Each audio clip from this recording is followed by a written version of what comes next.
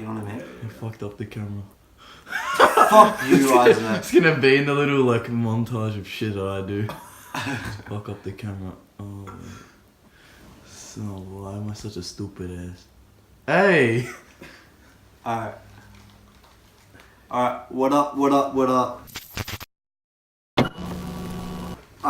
This is Bloodjuice, first motherfucking podcast. We got George the Filthy, the producer. First podcast, like, you know, it's a big deal, and for us to have the man here, like, it's important, and so I made sure it was valuable, it was good. But who are you? Like, what's up? Okay. Where you from? Like, people don't know you. My name's George Coppolis. I go under the name Yozora Beats. I've been a producer for the past couple months. Yozora.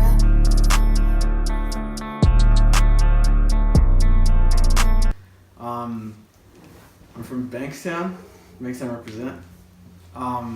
So a couple months ago I started making beats after realizing that you know, I was into metal.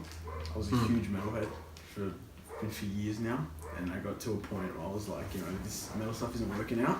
So I got into making beats. I found a passion for beats. I thought, you know, being in that atmosphere of just where people can vibe together, especially as well as big influence as well, was a couple months ago I went to see Night Lavelle live.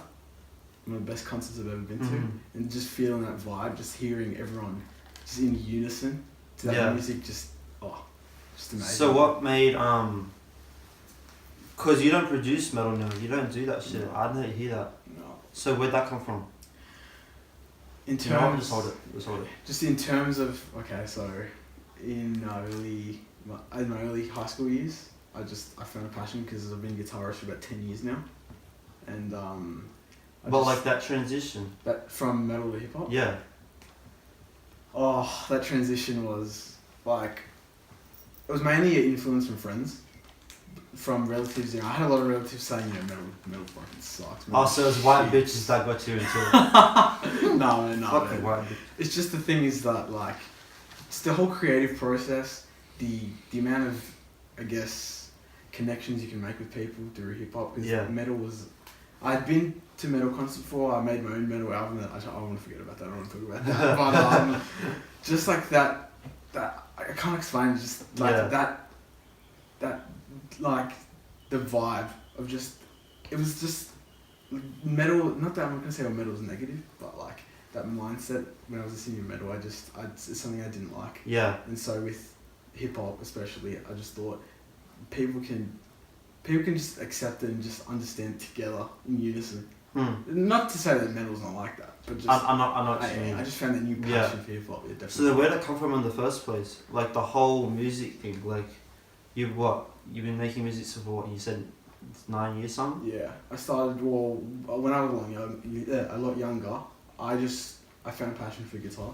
I don't know how, but I used to watch, because I used to listen to Jimi Hendrix, you know, the classics, Foo Fighters, shit like that, and I thought, I love that stuff. I want to play that. Yeah. I always had this passion, I had this mindset, you know, like, I want to be in that position. Just imagine myself, you know, I'm going to be there one day, right?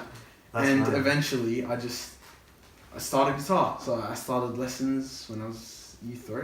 Wow. And then for about a year, and then after that, I thought, I don't want to do this. I want to learn this for myself. I want to achieve this on my own. Yeah. So I self-taught myself for a couple of years.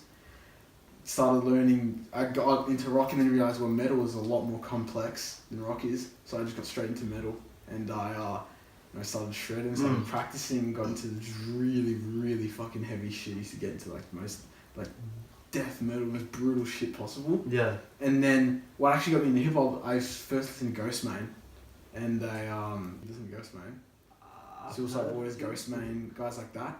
I got into that, and I realized that like that transitioned pretty well into Suicide Boys, especially because I noticed a lot of heavy metal fans that transition into hip hop, Suicide Boys, through Ghostman, through all these underground guys. Yeah. And I thought, wow, this has the same just rawness and like energy. So one of the first songs that actually got me into hip hop was like Suicide Boys Paris by Suicide Boys, and I just thought this is fucking insane. So I just got straight into that, and that's just this Far round out. today. That's Yeah. insane.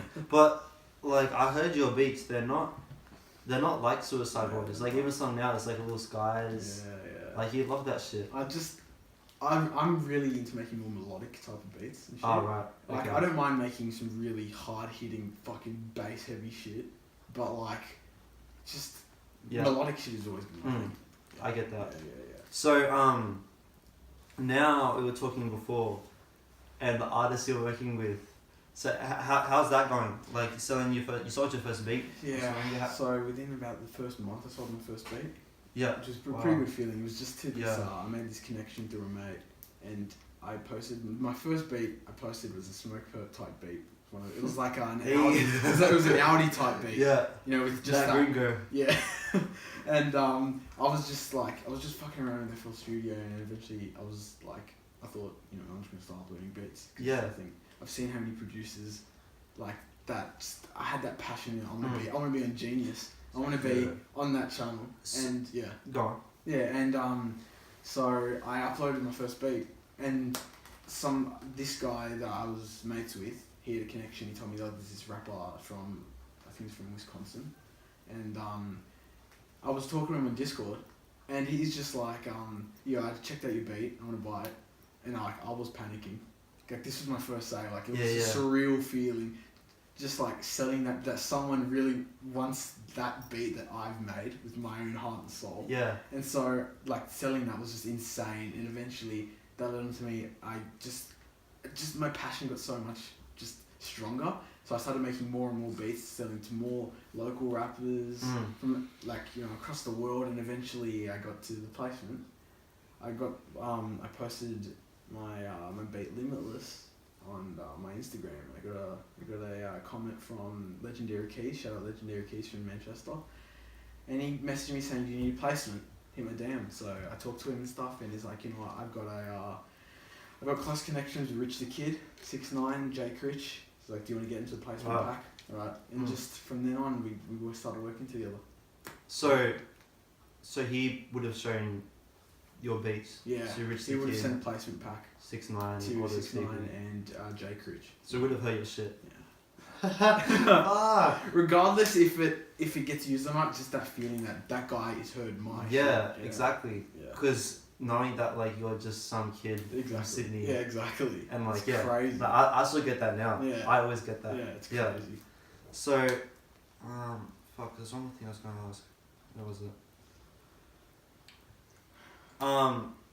But so why did you start guitar anyway? Like, was there something special? Was there a bug? You know what I mean? Was it your parents or? It wasn't really my parents. It was just that, like I said before, listening to Jimi Hendrix and stuff, I really idolized those guys. And I thought, I want to be in that position. I want to learn a musical instrument. I want to be musical. Yeah, So it wasn't I just got particular. No, nothing in particular. I bought a piece of shit guitar, started practicing, uploaded a couple really old guitar videos when I was like 8 years old. Yeah. But just like from that, like I just had such a passion just for being. I wanted to be musical. I just thought like this is just. Then where'd the name come from? Yozora Beats. George the motherfucking filthy. George the Filthy. Oh fuck. I don't know where I came up with that from actually. Is it the hair? No, not the hair. I just. Don't lie, bro. I was into just filthy shit. In terms of music. Oh, okay. That's too. Like, what the fuck, dude? But like, I just. Like, should we like kind of like? It's great. No, but just like I thought that's a heaps good name. I thought it'd catch on. Yeah. And even now, I get people from my school saying, "On Comedy Yozora Beats, they say George motherfucking filthy DJ, George the Filthy." I'm like, that's pretty dope. That's mad. Yeah. So you DJ as well? I didn't DJ. I might start DJing because I've always wanted to get into producing hardstyle and just a lot of really hard shit. Yeah. So yeah, I might start DJing soon. Because I found out a lot of producers, like especially you had 95, like here not so long ago, and he said the same shit. Like trap is cool. Yeah, it is. But like it's simple. It is. Yeah. It's simple. In terms when you put that in comparison to hardstyle, raw, hardcore, House, psytrance, all that.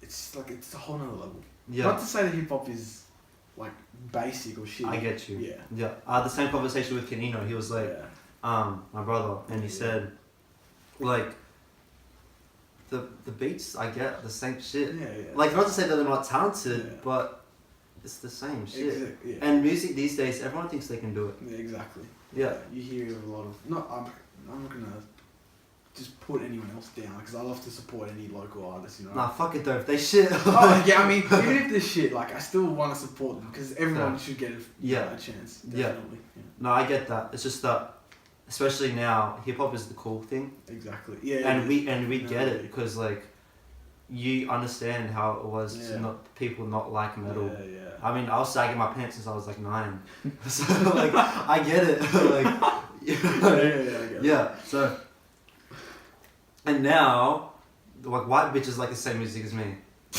And so It's true. it's like fuck. Like where do I go from here? So yeah, no, but as long as you stick to yourself, man, and then No. like no, I respect Stay that. true to yourself. Yeah. What are we on? How long are we on for? Like about to hit 11 minutes.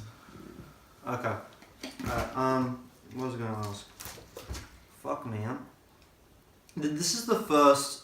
I know I said it before, but this is a big deal as well. Like having our first podcast. We're gonna look back at this in like 3, 4, 5, maybe a decade. Like when I'm 30, show my grandkids and fuck it, show my great grandkids. But the fact that this will be the first one that we did is a huge thing because I'll have hundreds and thousands of more to come, and this is like the first milestone to have. And to be able to say that I got you in there, like that's a pleasure, man. So good to have you in. Thanks, man. I think we got a lot more work lined up. I got more artists on the way, and I'm looking forward to what we're gonna do. So stay tuned, people. And Bloodjuice, we out, motherfucker. That was pretty chill. That was alright. Yeah.